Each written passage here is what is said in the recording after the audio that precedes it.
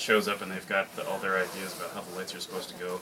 It puts a lot of pressure on the house to pull off something that looks nice, and they just did a fantastic job. And we had a photographer there called oh gosh. Brooke Bigley is a professional photographer. We had her take some pictures, and they just came out fantastic. Have her consult with me about the pictures. Yeah, I will. I'm sure she'd be happy to take your advice. I'm only joking. I am a pure rank amateur when it comes to that stuff. I am. But I just know, the only thing I know about taking pictures, what you see in that camera, you see in that lens, is what's going to come out. A lot of people don't think, and it's same with the lighting. If it's real dark, but you're looking through, that's what you're going to get. That's right, yeah, that's right, yeah. So it's anyway, definitely an art form in itself. It is March the 2nd at the Medina Performing Arts, and we'll go into the details later. Yeah. I want to get you to play some music. Okay, right now. great. What's yeah. this new stuff So you got for me? if people were at the Christmas show, they may have heard me play this tune, which is called "The Lament for Limerick," and it commemorates the signing of the treaty in 1691. 1691, Sarsfield, Patrick Sarsfield, right? And And William of Orange. the William of Orange, the Williamite War, as they call Yeah. it. And it was kind of I guess there was a battle up near Galway at Aughrim, is that right? Aughrim, yeah. And that sort of preceded these two battles that happened at Limerick. And the first battle, the Limerick sort of staved off the Williamites. Yeah. And but it was the second siege that sealed the deal. And they signed this treaty, which I'm no expert on this, but it sounds like that it was somewhat favorable, and they let the armies retreat to France, but it wasn't really honored. And 7 years later, it was pretty much defunct. They used to say the ink was hardly dry on the treaty, and the British broke it. That's right. That's right. Yeah. And we have benefited from it in the way of this beautiful tune that commemorates that. One of the things that happened, really the most important thing that happened at the Battle of Aughrim, the French general was leading the troops. Saint Ruth was his name. That's right. Not Babe Ruth now. Saint Ruth. He lost his head there. Oh right. Big cannonball got him. Oh right. Took it right Way to off. go. That's interesting. Yeah. Didn't feel a thing. Wow. So here we go. So the Battle of Aughrim, and then I'll follow it with a reel that I associate strongly with the playing of Tom McCaffrey. People on the west side of Cleveland know Tom really well, and so this is the Sligo Maid. Okay.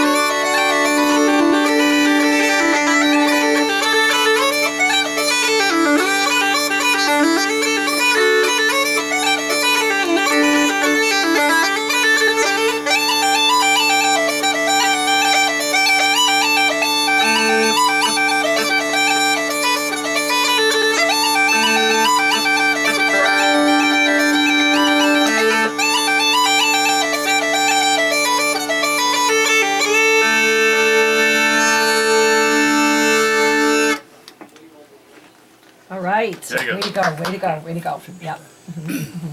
Way to go. Lament for Excellent. Limerick. There he is, Brian Sligo Bigley. made. The one and only. Excellent. Did you say you composed that? No. Oh. No, I remember very vividly though listening to Tom McCaffrey play Sligo Made back in the Sheridans' house. We grew up across the street from the Sheridans. Irish people on the west side might know the Sheridans. They were Rebecca played the fiddle and Jean played the banjo, and all the boys played something at some point. And they were responsible for getting me interested in Irish music and dance, and so I'm ever grateful to them. Yes, indeed. They had some great sessions at the house, where they would invite Tom McCaffrey and Tom Byrne over to play some tunes. And Sean Gavin, do you know Sean Gavin, who would come down from Detroit some summers to play the flute and the pipes? He's a great flute and piper, flautist and piper. And so we just had some great times, and I have fond memories of being over at their house playing music. All right, let's talk for a minute about your concert. I Yeah. know you can't stay that long today. You have to get going. Or Yeah. you'll be able to stay with us in the first hour. That's right. It's all right. So let's talk a bit about the concert. It's called the Rambling House. Go ahead. Yeah, so in that spirit of meeting at somebody's house to play music and dance and tell stories and that sort of thing, Tom talks about the Rambling House in the Christmas show, and that was the house that people would meet at to play music and share stories. And so that's the kind of the idea behind doing Rambling House. We hope to generate that sort of neighborly feeling on the stage, and it's going to be on March the 2nd, 2019. It's a Saturday night at 7:30 p.m. And we're bringing in William Coulter on guitar, Edwin Huizinga on the violin. You might remember Edwin from a couple of years ago at the Christmas show. He's a Baroque violinist as well as a folk violinist. That's not a Baroque, that's a Baroque. Baroque, yeah, that's right. And he's just incredibly talented. They did Vivaldi, a rendition of Vivaldi on the guitar and violin that was just spectacular. Brought the house down. And and then in addition to those guys, we have a woman called Amanda Powell, who's an incredible soprano. Who sings with the Palace Fire, local Baroque orchestra, and so we're really looking forward to having her. And of course, on the dancing side, we have Brandon Asizawa, who is a Riverdance veteran, grew up here taking lessons from Kathy Lenahan. Kathy Lenahan. And I got some great videos of him when he was a kid Yeah. years and years ago at the Lake County Festival, Oh, at yeah. Coins Festival. I have the video somewhere in my collection of 5,000 videos. Yeah. I have to dig it out. I think he was about 14 years old. He's But an what incredible an dancer. incredible dancer, even then. Yeah, even then. Yeah, that's right. I remember he was his name was making the rounds even when he was that young. Yes, Yeah. And joining him will be Alyssa Rickart, who has joined us for the Christmas show this year, and they're going to come up with some new dances, their new choreography for this show, and so we're really looking forward to seeing what they come up with. But Amanda Powell, Amanda Powell. she's with Apollo's Fire, Apollo's Fire, that's most right. of the time. That's right. She's also I don't know if she's a professor. She teaches improv vocalizations at Cleveland State University. Well, JC and I need to go. Yeah, you could Bring learn Eddie along too. a thing. I can already do that. And she's just an incredibly talented singer, and she plays the piano and she plays the cajon, and she. If people were at the Apollo's Fire Christmas shows this year, you might have experienced her singing the Garton Mother's Lullaby, which just Yeah, I know. brings Yeah. a tear to your eye, you know. Dark Mothers. Yeah. Yes. So it's for tickets you can give me a call, which is 440-554-2394, 440-554-2394, or you can go to our brand new website, which is kbbproductions.net. And so lots of tickets available, and there is, if it's going to be anything like the Christmas show, it'll be nearly sold out the closer we get. So encourage people to get their tickets early. 2nd of March, that's early. That's early enough. The real rush takes place after the 2nd of March. You strategically placed that there, didn't you? You didn't want to get too close. I didn't want to get too close to St. Patrick's Day. That's right. Yeah, and it worked out schedule-wise for all the performers. So Yeah, you know, it's also a little bit of an alternative to the St. Patrick's Day scene. Get in there a little bit early and come see a performing arts presentation of Irish culture. And Why don't we have it's great, yeah. And we did a wedding for a couple it was just after Christmas actually. I wonder if you know him, Jerry. She was from Cleveland and he was from Cork, and gosh, their name escapes me at the moment. But anyways, we played a couple of Christmas tunes for them and played some O'Carolan stuff, and maybe I'll play an O'Carolan piece for you. yeah, as long as it doesn't put us all to sleep. No way. So speaking of waltzes, you were talking about waltzing on the dance floor. I'll play one of O'Carolan's waltzes here, Very good. Lord Inchiquin. So Well, Carolyn, by the way, was the blind harpist. that's right. He kept traditional music alive, and Ireland composed a lot of it, actually. Yeah, prolific composer. Hundreds of tunes that he composed and in the 1600s there. But you know what I read about him? That he wasn't the greatest instrumentalist. That's But he was I've read that an as well. Incredible writer and composer. He was Really, able to yeah. write him. And he was itinerant. He didn't even have a home.